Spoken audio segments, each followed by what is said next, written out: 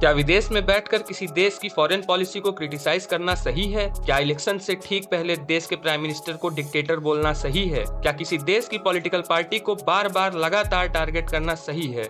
सवाल बहुत सारे हैं दोस्तों, और जवाब देना है आपको। नमस्कार दोस्तों, हाल ही में भारत के एक प्रसिद्ध यूट्यूबर ध्रुव राठी साहब ने यूट्यूब पर एक वीडियो डाला जिसमें उन्होंने भारत सरकार की विदेश नीति पर सवाल उठाते हुए भारत सरकार को कटघरे में खड़ा किया।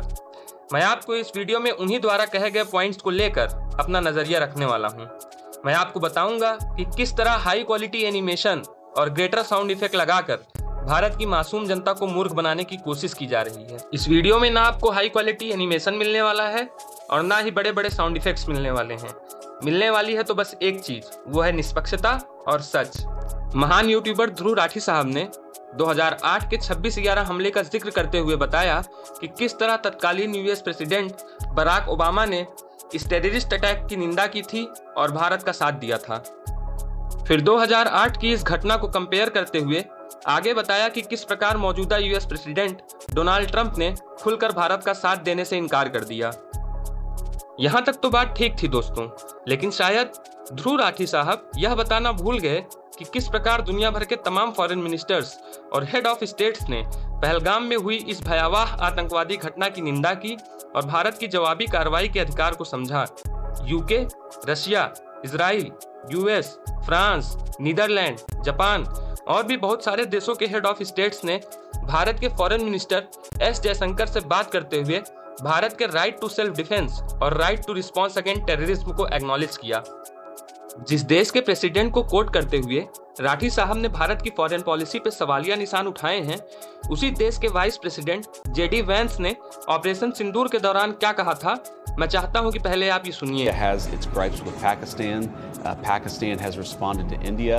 What we can do is try to encourage these folks to de-escalate a little bit, but we're not going to get involved in the middle of war that's fundamentally none of our business and has no... तो जैसा कि आपने video में देखा, USA के vice president JD Vance का साफ कहना था कि यह लड़ाई भारत और पाकिस्तान के बीच का आपसी मसला है और यूनाइटेड स्टेट ऑफ अमेरिका से इससे कोई लेना देना नहीं है।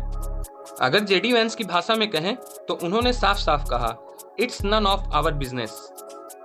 इतना ही नहीं दोस्तों, यूनाइटेड नेशन सिक्योरिटी काउंसिल ने 25 अप्रैल 2025 को एक प्रेस रिलीज जारी की जिसमें पहलगाम घटना को कंडेम किया और कहा कि इस आतंकवादी घटना के ऑर्गेनाइजर, परपेट्रेटर और फाइनेंसर्स को सजा मिलनी चाहिए। ये सब जानने के बाद क्या अभी भी आपको लगता है कि भारत की फॉरेन पॉलिसी कमजोर है? अगर भारत की फॉरेन पॉलिसी कमजोर है तो बीच ईरान इजराइल युद्ध में ईरान ने अपना एयर स्पेस भारत के लिए क्यों खोला?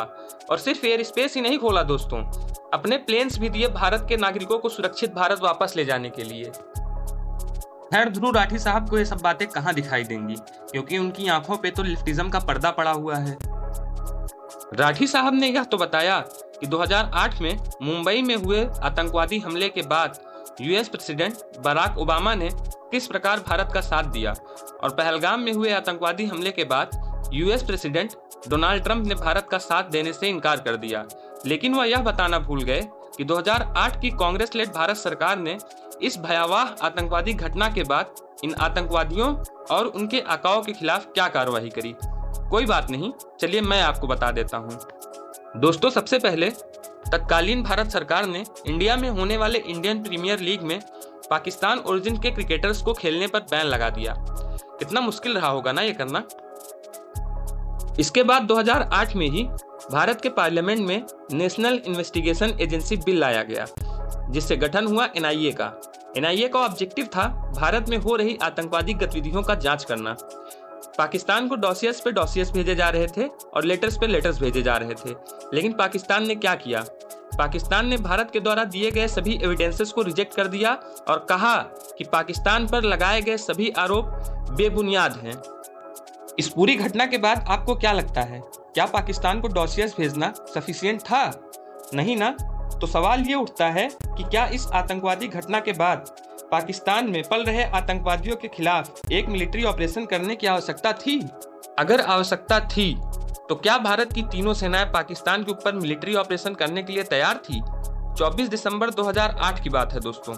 वेस्टर्न एयर कमांड के ऑफिसर कमांडिंग इन चीफ पीके बोरा साहब ने कहा कि इंडियन एयरफोर्स ने पाकिस्तान के अंदर 5000 टारगेटों को आइडेंटिफाई कर लिया है, लेकिन एलओसी क्रॉस करके इन टारगेटों को हिट करना है कि नहीं, ये फैसला तत्कालीन पॉलिटिकल लीडरशिप को डिसाइड करना था। अगर मीडिया रिपोर्ट्स की माने तो भारत के तत्कालीन प्रधानमंत्री मनमोहन सिंह ने वेस्टर्न कंट्रीज के प्रेशर में आके 25 दिसंबर 2008 को हुई एनसीए की मीटिंग में ही यह बात साफ कर दी थी कि भारत पाकिस्तान पर कोई मिलिट्री एक्शन नहीं लेगा।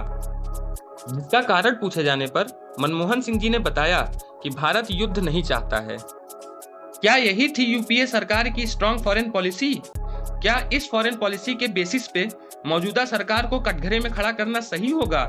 क्या 2008 में यूपीए सरकार के पास कोई फॉरेन पॉलिसी थी भी? ये कुछ सवाल हैं दोस्तों जो आपको खुद से पूछने होंगे। वीडियो में आगे बात करते हुए राठी साहब ने प्रधानमंत्री मोदी के अब की बार ट्रंप सरकार वाले बयान को कोट किया और कहा कि ये यूएसए के प्रेसिडेंशियल इलेक्शन में फॉरेन इंटरफियरेंस थी।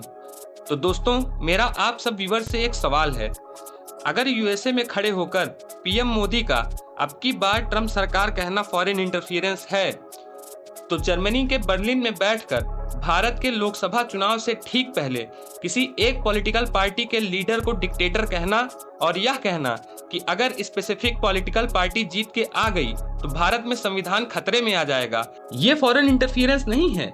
ये सवाल आप एक बार खुद से जरूर पूछिएगा।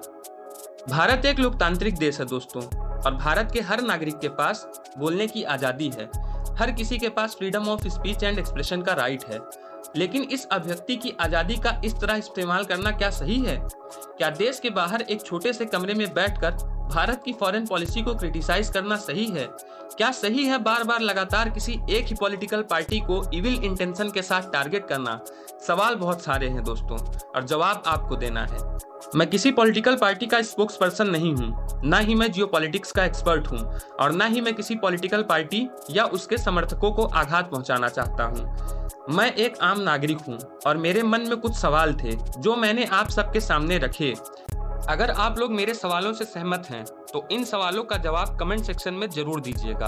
और अगर आप चाहते हैं कि मैं ध्रुव राठी के इस वीडियो के ऊपर line by line, word by word analysis लेकर आऊं, तो आप इस चैनल को सब्सक्राइब कर लें और कमेंट सेक्शन में अपनी राय जरूर बताएं। धन्यवाद। भारत माता की जय। वंदे मातरम।